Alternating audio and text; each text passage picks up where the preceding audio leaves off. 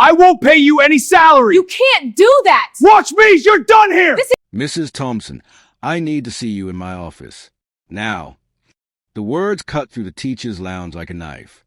Nicole Thompson looked up from grading papers, her heart immediately sinking. That tone, Principal Richard Vaughan's voice when he wanted everyone to know he was in charge, never meant anything good. She was a black woman in her early 30s, dressed professionally in a cream blouse and gray slacks. Her natural hair was styled in elegant twists pulled back from her face. She'd been teaching second grade at Riverside Elementary for 3 years now, and in those 3 years, she'd learned to recognize when Richard Vaughan was about to make someone's life difficult. Today, apparently, it was her turn. Of course, Mr. Vaughan, Nicole said evenly, gathering her papers. Around her, other teachers exchanged uncomfortable glances. Everyone knew that being summoned to Vaughan's office like this, publicly, in front of colleagues, was a power move, a way of establishing dominance. Nicole followed him down the hallway, her mind racing. What had she done? Her test scores were excellent. Parents loved her. Students were thriving.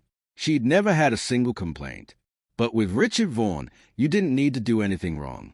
You just needed to exist in a way that threatened his control. Vaughan's office was exactly what you'd expect.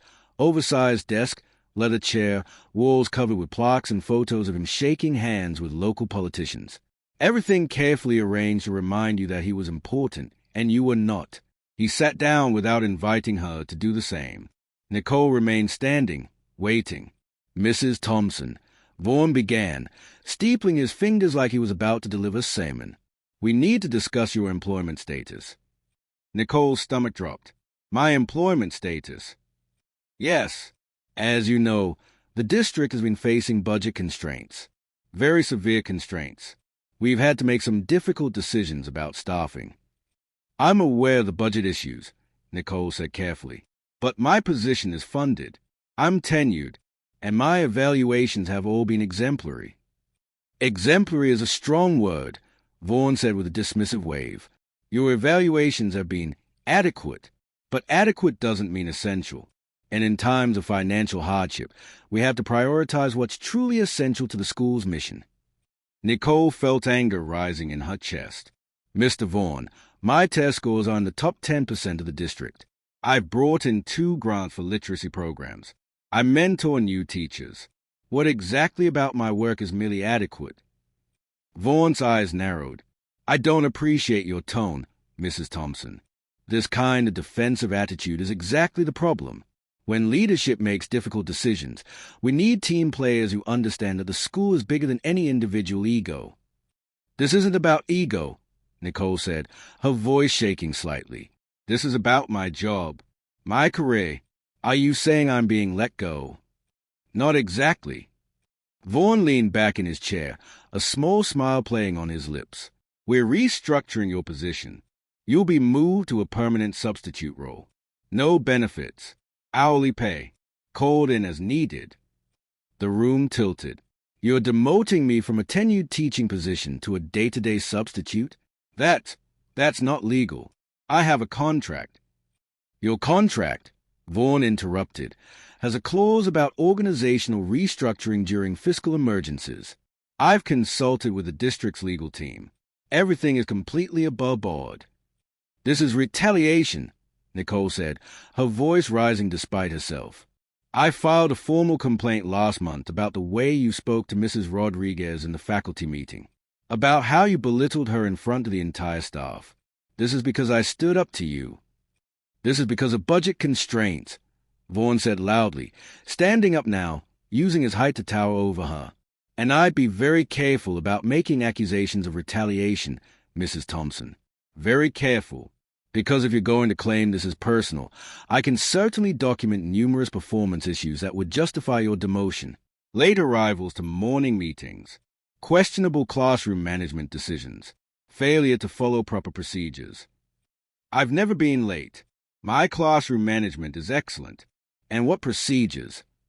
The procedures I decide are proper, Vaughan said, his voice dropping to something cold and menacing. This is MY's school, Mrs. Thompson. I run it. I make the decisions. And right now, I'm deciding that your services as a full-time teacher are no longer required. Nicole felt tears burning behind her eyes, but refused to let them fall. When does this take effect? Immediately. Clear out your classroom by the end of the week. Your final paycheck will be processed according to the terms of your restructured position. He sat back down, already looking at his computer like she'd been dismissed. That's all. My final paycheck, Nicole repeated slowly, for the work I've already done this month, will be adjusted to reflect your new status. Prorated hourly rate, minus the value of benefits you received during the month before your reclassification. Vaughn didn't even look up. Again, all completely legal. The district office has reviewed everything. So I'm losing 2 weeks of salary because you're retroactively changing my job classification. Nicole's voice was shaking now. I have bills, Mr. Vaughn. I have a mortgage. You can't just...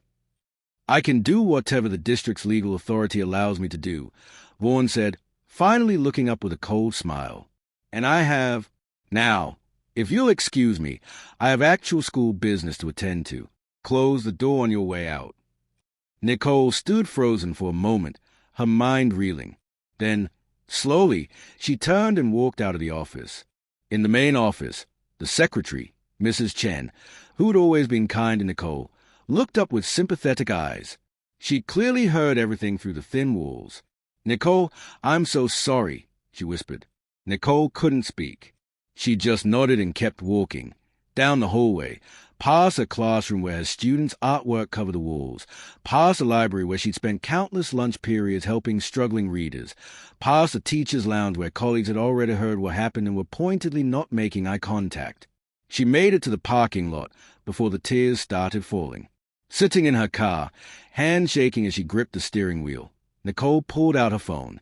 Her husband would still be at work, but she needed to hear his voice. Needed someone to tell her this was going to be okay. She dialed. He answered on the second ring. Hey, baby, what's up? I'm actually in the middle of... Marcus. Her voice cracked. He fired me. Vaughn fired me. There was a pause. When Marcus spoke again, his voice had changed, gone from casual to intensely focused. What happened? Tell me everything. Nicole took a shaky breath and explained.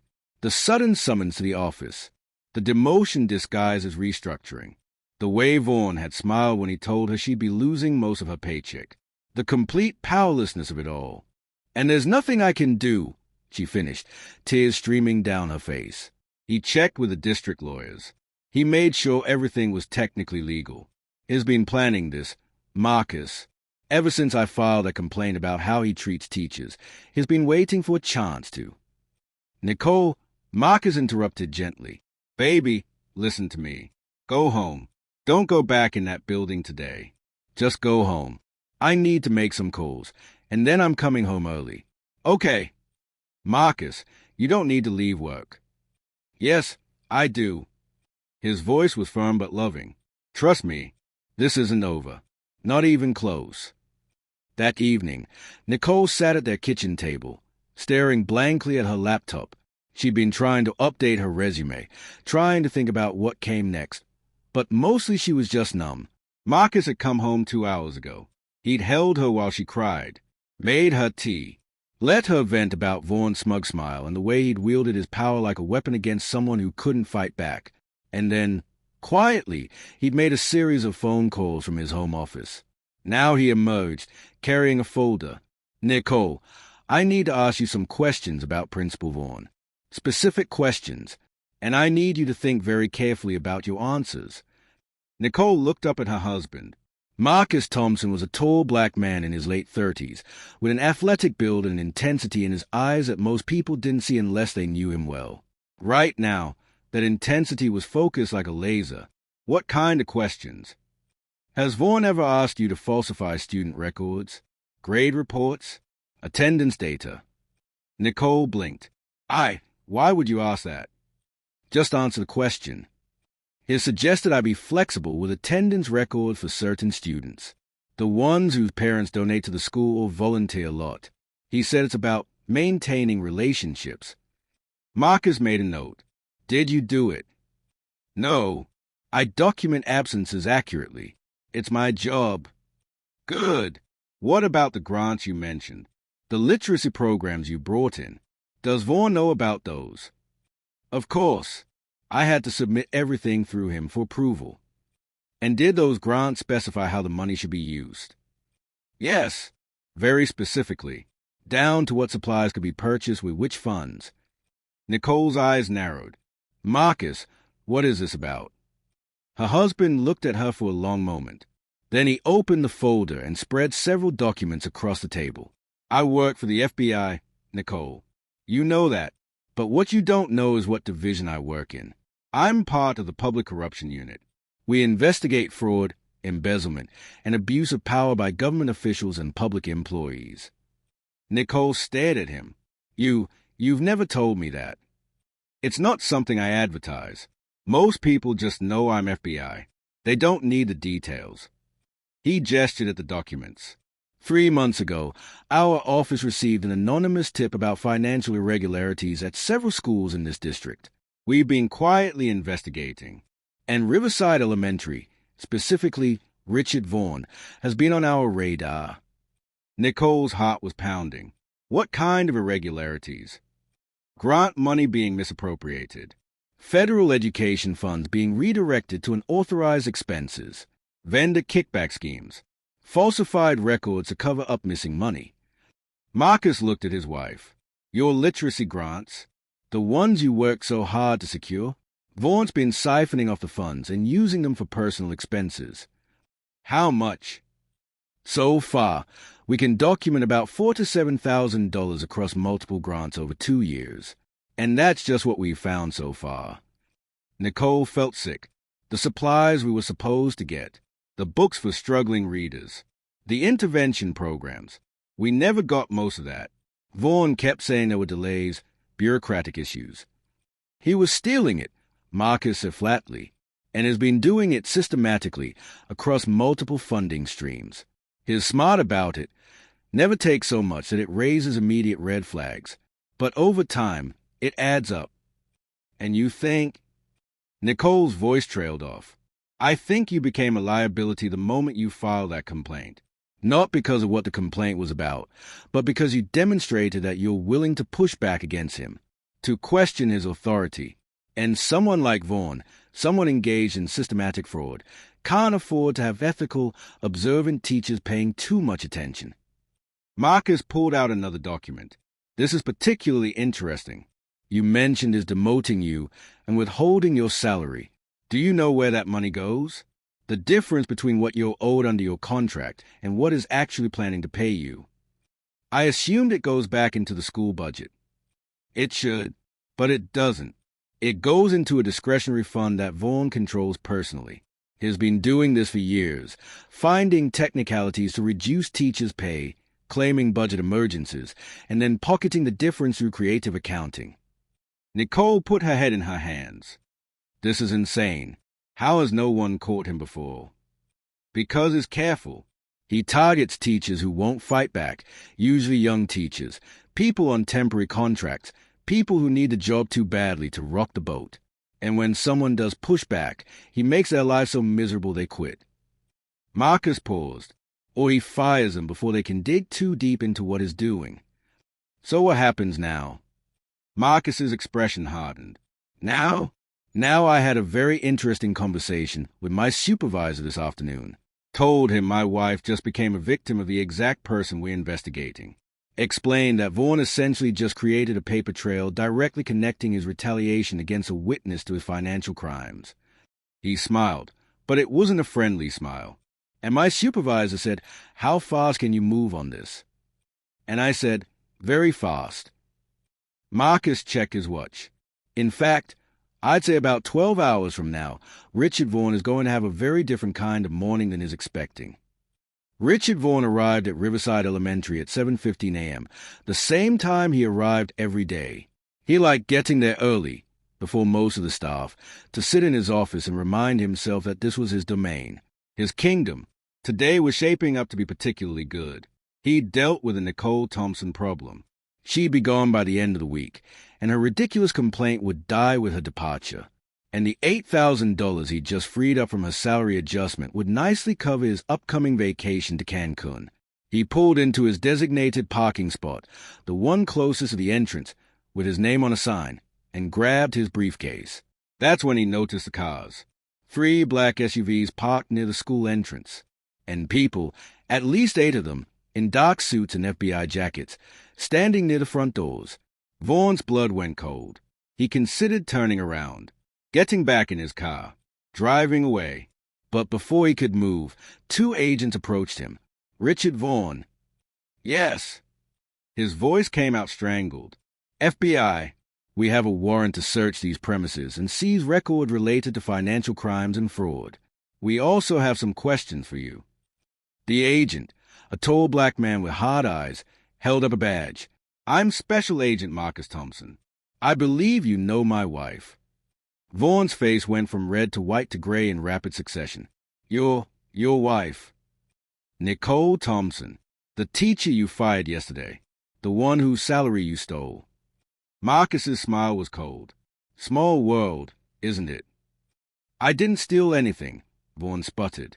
Everything I did was legal. I consulted with district lawyers. You consulted with lawyers about a fraudulent restructuring designed to cover up your embezzlement of federal grant funds, Marcus interrupted. That's not the defense you think it is. Another agent approached. Sir, we secured the office. Financial records are exactly where our source said they'd be. Our source. Vaughn's voice was barely a whisper. Your secretary, Mrs. Chen. She's been documenting your financial irregularities for 6 months, keeping copies of everything. When she heard what you did to Mrs. Thompson yesterday, she decided it was time to come forward. Marcus gestured toward the school. Shall we continue this conversation inside? Your office, maybe? Or would you prefer to do this at our field office? By 8 a.m., the entire school knew something major was happening. Teachers arriving for work, so the FBI vehicles, the agents carrying boxes out of the principal's office, and Richard Vaughn being let out in handcuffs. Nicole arrived at 8:15, driving slowly into the parking lot in a daze. Marcus had called her an hour ago.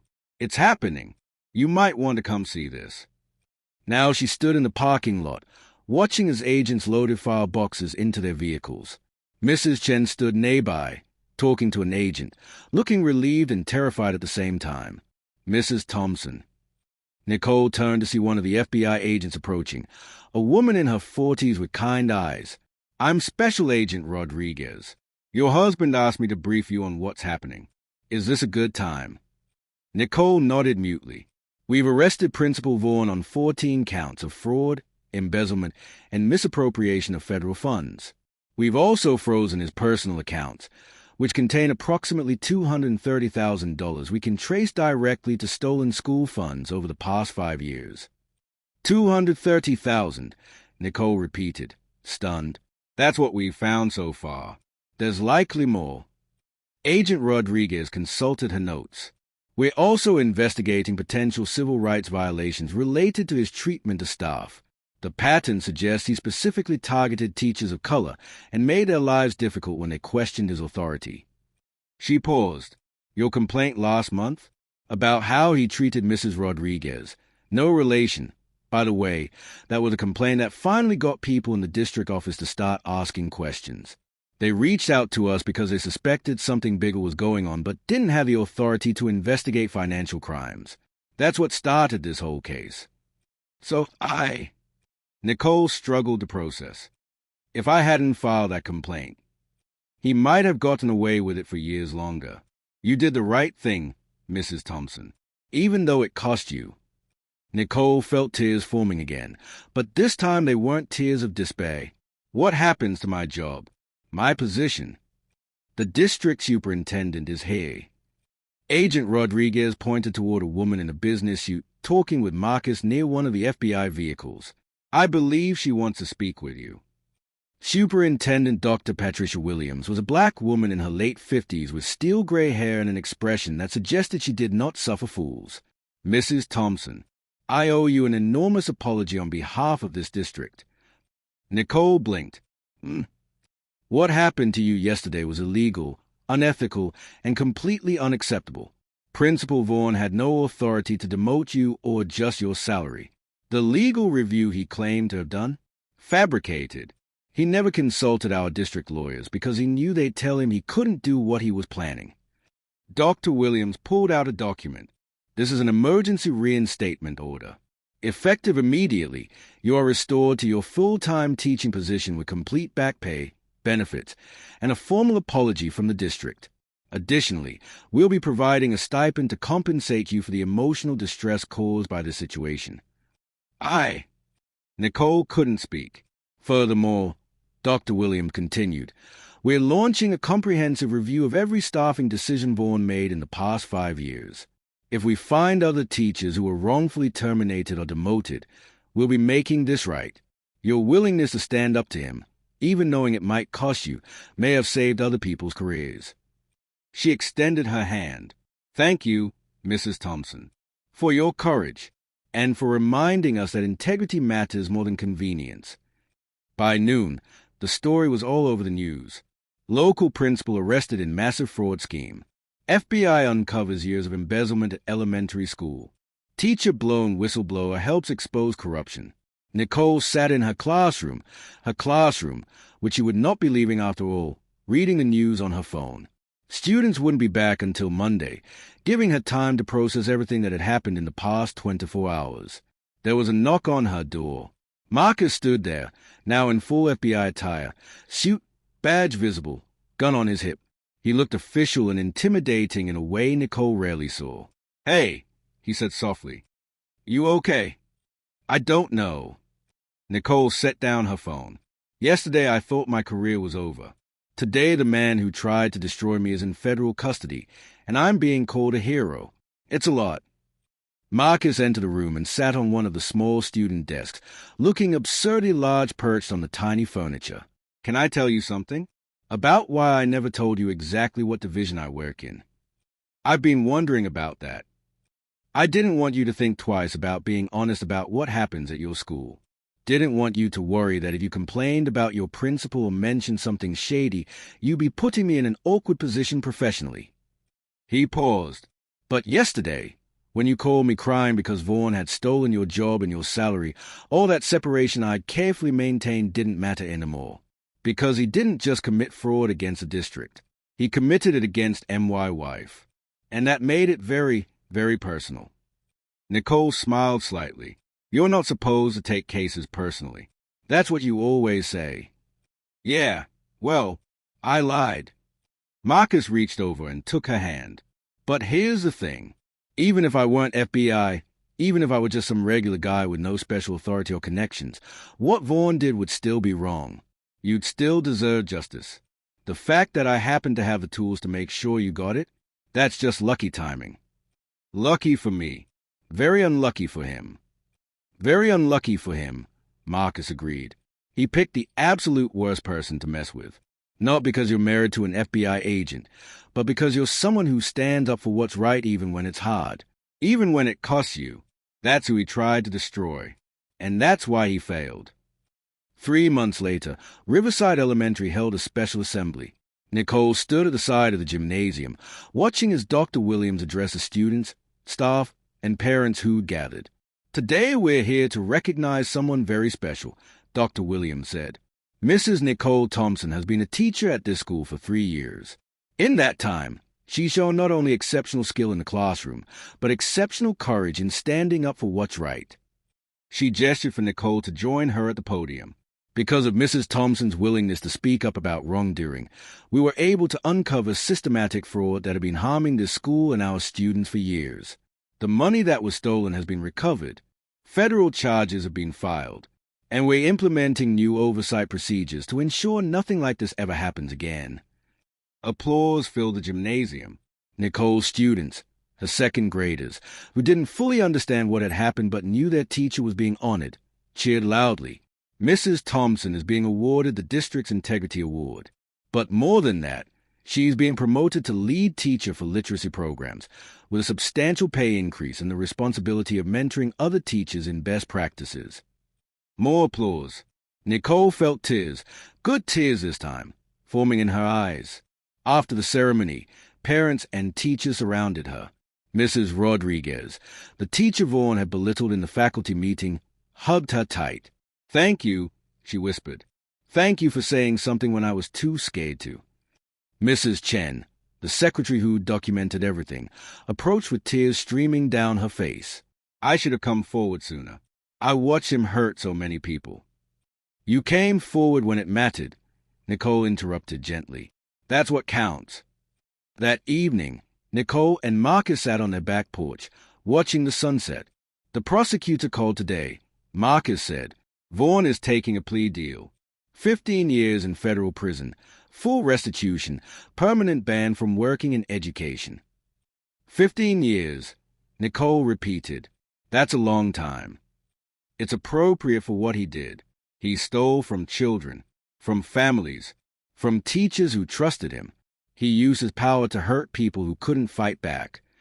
Marcus paused, or who he thought couldn't fight back. Nicole was quiet for a moment. Do you think he understands why what he did was so wrong? Honestly, probably not. People like Vaughn, they see themselves as smart, as getting away with something. Right up until the moment they get caught, they think they're untouchable. Marcus looked at his wife. He thought he could fire you, steal your salary, and you just accept it. Because what could you do? You were just a teacher. He was a principal. He had all the power. Except he didn't. Except he didn't, Marcus agreed. Because power isn't about titles or authority. It's about character, about integrity, about doing what's right even when it's hard. You had that. He didn't. And in the end, that's what mattered. Nicole leaned against her husband's shoulder. I keep thinking about all the other teachers. The ones he hurt before me. The ones who didn't have an FBI agent husband. Who just had to live with what he did to them. The district is reaching out to everyone they can find. Making restitution where possible. It won't undo the damage, but it's something. It's not enough, Nicole said quietly. No, Marcus agreed. It's not, but it's a start. And it happened because you refused to be silent. Because you stood up and said this is wrong, even when it cost you everything. He kissed the top of her head. That's real power, Nicole. Not the fake power Vaughn thought he had. Real power. The power to change things. To make them better. Even when it's terrifying. 6 months later, Nicole stood in front of a packed auditorium at the district's annual education conference. She'd been invited to speak about ethical leadership and whistleblower protection in schools. When Principal Vaughn fired me, she said, her voice strong and clear, I felt powerless. I thought I had no options, no recourse. I thought people in authority could do whatever they wanted, and people like me just had to accept it. She paused. I was wrong, and I was right. I was wrong because there are ARE systems in place to protect teachers and hold corrupt administrators accountable. But I was right that those systems don't always work the way they're supposed to. Sometimes they fail. Sometimes they protect the powerful at the expense of the vulnerable. She looked out at the audience, hundreds of teachers and administrators, all listening intently. The reason Vaughn got caught wasn't because the system worked perfectly. It was because people, Mrs. Chen, the secretary who documented everything, the district officials who finally listened to concerns they'd been ignoring, my husband and his FBI colleagues who took the investigation seriously. People decided to do the right thing even when it was easier to do nothing. Nicole pulled up a slide showing the statistics from the investigation. Richard Vaughn stole over $200,000 from Riverside Elementary over 5 years. He targeted 12 teachers with wrongful demotions or terminations. He falsified records for hundreds of students. And he got away with it for so long because people were afraid to speak up. Afraid of retaliation, afraid of losing their jobs, afraid that their complaints wouldn't matter. She looked around the room. I'm here to tell you, your complaints matter. Your integrity matters. Your voice matters. Even when, especially when, it feels like you have no power. After her speech, a young teacher approached her, a black woman in her mid-20s who looked nervous. Mrs. Thompson? I think my principal might be doing something similar to what happened at your school. Financial irregularities. Teachers being forced out. I wanted to say something, but I'm not tenured yet, and I'm scared. Nicole took her hands. Tell me everything, and then I'm going to connect you with the right people. People who can help. People who will listen. The young teacher's eyes filled with tears. You'll help me, even though you don't know me. Someone helped me, Nicole said simply. Now I'm paying it forward. Moral lesson. Authority without integrity is just abuse of power. When people in positions of trust use that trust to exploit others, they create a debt that will eventually come due. The principal thought he could fire a teacher, steal her salary, and face no consequences because he had authority and she had none. But real power doesn't come from a title. It comes from character, courage, and the willingness to stand up for what's right even when it costs you everything. Sometimes justice delayed is simply justice preparing to strike with precision. And the person you underestimate today might be the one who brings your whole corrupt empire crashing down tomorrow.